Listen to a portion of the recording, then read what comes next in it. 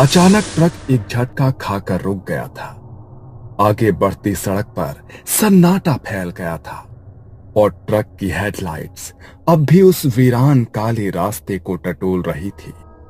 रणवीर ने हैंडल कसकर पकड़ा और झुंझलाते हुए नीचे उतर गया। महेश, जो बगल में सो रहा था, झटका लगते ही जाग गया और खिड़की से झांका। क्या हुआ रे भाई? अरे यार, लगता है कुछ फंस गया है नीचे, देखता हूं।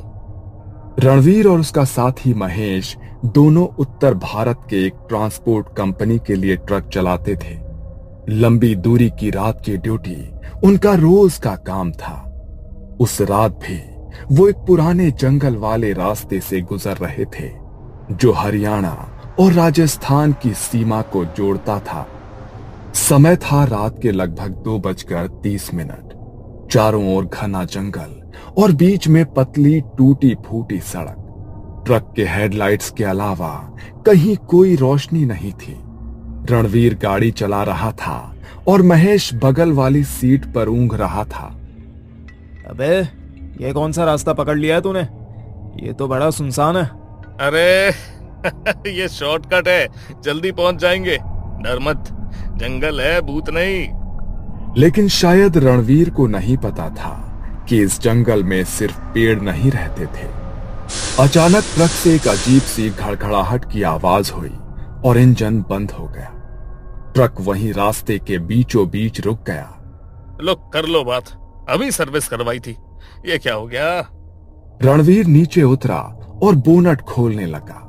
महेश भी साथ उतरा, लेकिन उसका ध्यान अचानक दाहिनी ओर खिंचा। सड़क के किनारे झाड़ियों के बीच एक सफेद कपड़ों में लिपटी कोई औरत झुकी हुई बैठी थी। उसके बाल खुले थे और चेहरा ढका हुआ था। भाई, भाई, ऊपर आजा, जल्दी। क्या हुआ अब? रणवीर भाई, वहां कोई बैठा है। औरत है शायद, सफेद कपड़ों में, मगर हिल भी नहीं रही है। देख, देखना।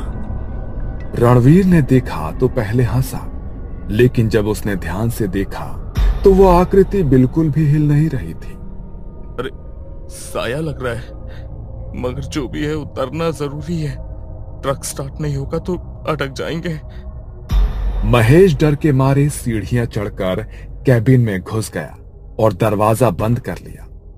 रणवीर अब ट्रक के नीचे झुककर खराबी ढूंढने लगा। अंधेरे में टॉर्च की हल्की रोशनी में वो कुछ तार टाइट करने लगा। महेश ट्रक के कैबिन में चुपचाप बैठा था। उसकी नजरें अब भी वहीं अटकी थी जहां वो सफेद आकृति बैठी थी। पर तभी वो हिली। सफेद साड़ी में लिपटी वो परछाई एकदम झटके से खड़ी हो गई, जैसे किसी ने ऊपर से खींचकर उसे उठा दिया हो। उसकी हरकतें अजीब थी, बिल्कुल इंसानों जैसी नहीं थी। उसकी गर्दन एक तरफ अजीब ढंग से झुकी हुई थी, जैसे टूट चुकी हो। महेश की सांसें थम गई। वो उसे देख ही रहा था, तभी उसने अपना चेहरा उठाया। चेहरे पर काले बिखरे बाल जो आंखों से लेकर होठों तक झूल रहे थे। चेहरा नहीं दिखा, सिर्फ साया, और वो सीधा ट्रक की ओर धीरे धीरे बढ़ने लगी। कोई आवाज नहीं, पर उसके चलने से पेड़ के नीचे गिरी सूखी पत्तियां चरमराने लगी। हर कदम के साथ पत्तों की आवाज और भी करीब आती जा रही थी। भाई, ये क्या देख रहा हूं मैं? वो जैसे आंखें झपकाना ही भूल गया, पर अचानक उस औरत ने महेश की ओर सीधा देखा, ऐसे जैसे वो समझ गई हो कि वो उसे घूर रहा है। और तभी उसकी चाल तेज हो गई। महेश ने कांपते हाथों से ट्रक का हॉर्न बजाने की कोशिश की, पर उंगलियां सुन्न पड़ चुकी थीं। साहस जुटाकर वो चिल्लाया, आ! भाई, वो आ रही है, कोई है वहां, सफेद साड़ी में, जल्दी कर। रणवीर जो ट्रक के नीचे था, उसके कानों में महेश की घबराई हुई आवाज गूंजी। उसने झट से पेचकस नीचे रखा और थोड़ा मुड़कर देखा। उसकी तिरछी नजर से ट्रक के ठीक सामने दो सफेद पांव दिखाई दिए, लेकिन वो जमीन पर नहीं थे। कुछ इंच ऊपर हवा में तैर रहे थे और वो आकृति झुककर ट्रक की ओर बढ़ रही थी। रणवीर का चेहरा पसीने में भीग चुका था, लेकिन ट्रक को स्टार्ट करना अब जरूरी था। रणवीर अब तक सबसे डरावना अनुभव झेल रहा था। सफेद साड़ी वाली वो परछाई अब सिर्फ 10 कदम दूर थी। वो हवा में तैरते आगे बढ़ रही थी। जंगल में सूखे पत्तों की सरसराहट हो रही थी। रणवीर ने कांपते हाथों से इंजन का आखिरी बोल्ट कस दिया और फौरन ट्रक के नीचे से बाहर निकला। महेश, चाबी घुमा, इंजन चालू कर। महेश ट्रक के कैबिन में कांप रहा था, लेकिन उसने जैसे तैसे कांपती उंगलियों से चाबी घुमाई।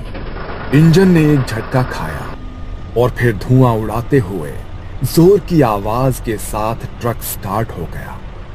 रणवीर की सांसें जैसे वापस आई। वो सीधा दौड़ पड़ा ट्रक की ओर और उसके ठीक सामने वो औरत अब दिखाई दे रही थी। सफेद साड़ी, बिखरे हुए बाल, झुलसा चेहरा और खाली आंखें, ऐसी आंखें जो इंसान के अंदर झांक जाए। रणवीर ने भागते हुए ट्रक की सीढ़ी पकड़ी और जोर से खुद को ऊपर खींच लिया। महेश ने एक झटके में गियर डाला और एक्सीलरेटर पूरी ताकत से दबा दिया। ट्रक जोरदार आवाज के साथ आगे बढ़ा। जब दोनों को लगा कि अब बच गए, रणवीर ने एक नजर पीछे डाली। ट्रक के शीशे से वो देखता है कि वो औरत अब सड़क के बीच खड़ी है और वो उनको ही देख रही है। देखते ही देखते उसकी गर्दन पीछे मुड़ गई, जैसे वो सामने से किसी को आते देख रही थी। भाई, ये क्या था? लेकिन जैसे ही रणवीर ने पलटकर महेश की तरफ देखा और 2 सेकंड बीते, वो औरत शीशे से गायब हो चुकी थी। दोनों ने एक दूसरे को देखा। सांसें अभी भी तेज थी, पर दिल को तसल्ली थी कि पीछा छूट गया। लेकिन नहीं, ट्रक तेजी से जंगल की सड़क पर दौड़ने लगा। दोनों की सांसें तेज थी और चेहरे पर पसीना। और तभी दोनों ने जैसे ही आगे देखा, सामने सड़क पर वही आकृति फिर से खड़ी थी, उसी सफेद साड़ी में बिखरे बालों के साथ, ठीक उनके रास्ते के बीचों बीच।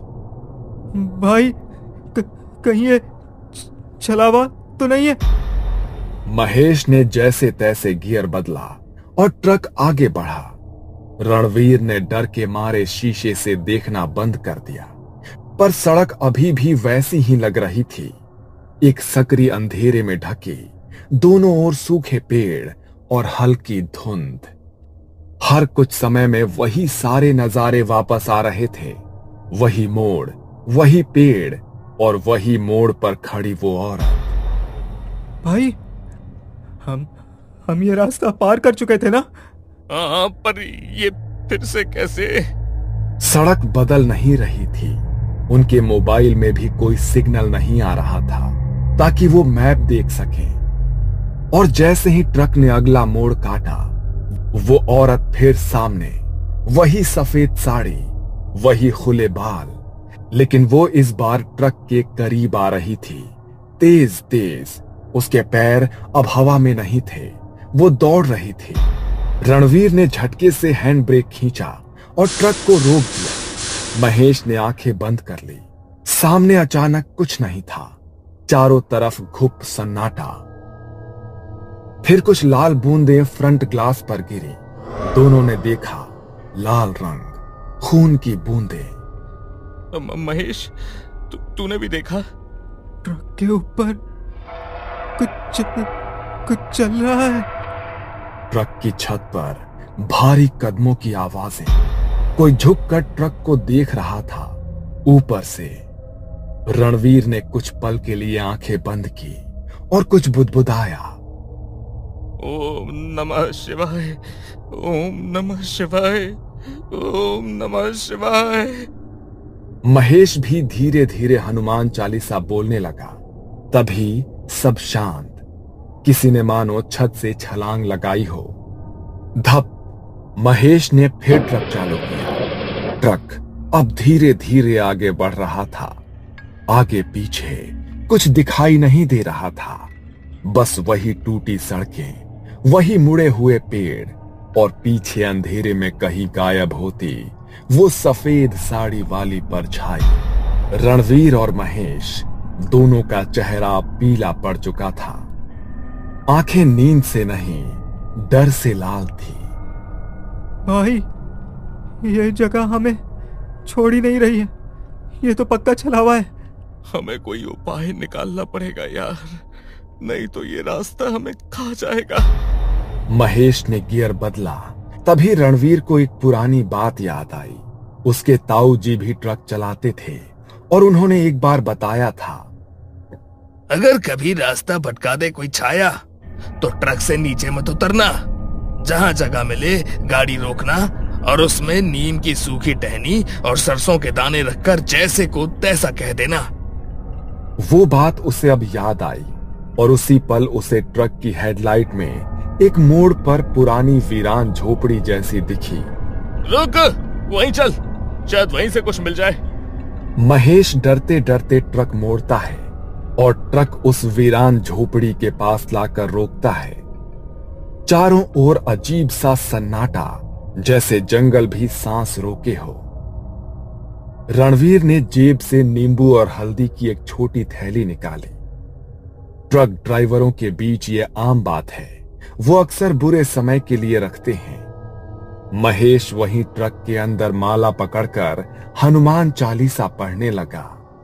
रणवीर झोपड़ी के आसपास गया और उसे एक नीम का सूखा पेड़ दिखा। उसने नीम की टहनी तोड़ी और ट्रक के बगल में एक छोटी लोहे की थैली में सरसों के दाने रखकर जलाया। वो टहनी बीच में रखकर जोर से बोला, जिसे जो चाहिए वो ले ले, पर रास्ता छोड़ दे। अब तू भी चला जा और हमें भी जाने दे। उसके शब्द जंगल में गूंज उठे और उसी पल हवा थम गई। महेश ने फिर से ट्रक शुरू किया। हेडलाइट तेज जलने लगी, मानो बिजली वापस लौट आई हो। पर तभी ट्रक के पीछे कड़कड़ की आवाज आई, जैसे कोई नाखूनों से मेटल को खुरच रहा हो। रणवीर दौड़ते हुए ट्रक में चढ़ा और दरवाजा बंद किया। पीछे देखा, वही औरत, चेहरा झुलसा हुआ, आंखें अब काली और बालों से खून टपक रहा था। वो अब ट्रक के पीछे खड़ी घूर रही थी। भाई, बचा ले, बचा ले। रणवीर ने महेश को हटाया और खुद ड्राइविंग सीट पर बैठा। इंजन फड़फड़ाया। एक बार स्टार्ट नहीं हुआ, दो बार भी नहीं, तीसरी बार जैसे किसी अदृश्य ताकत ने धक्का दिया हो।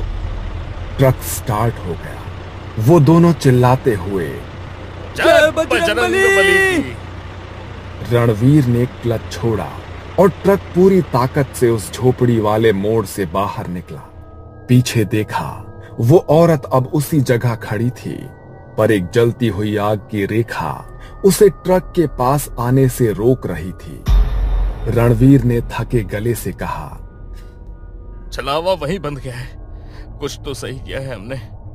अगली सुबह जब दोनों आगे एक ढाबे पर पहुंचे और वहां चाय पीते हुए होश में आए, तो ढाबे वाले बुजुर्ग से पूछा, भाई, उस जंगल के रास्ते पर कोई औरत दिखती है क्या? बुजुर्ग रुका और फिर कहा, बहुत साल पहले एक दुल्हन को उसी रास्ते में दहेज के लिए जलाया गया था। कहते हैं कि वो अपनी सफेद साड़ी में हर रात लौटती है और जो उसे पहचान ना दे उसे वो रास्ता भी नहीं छोड़ती। रणवीर और महेश अब चुप थे। उनकी आंखों में वो डर अब भी जिंदा था।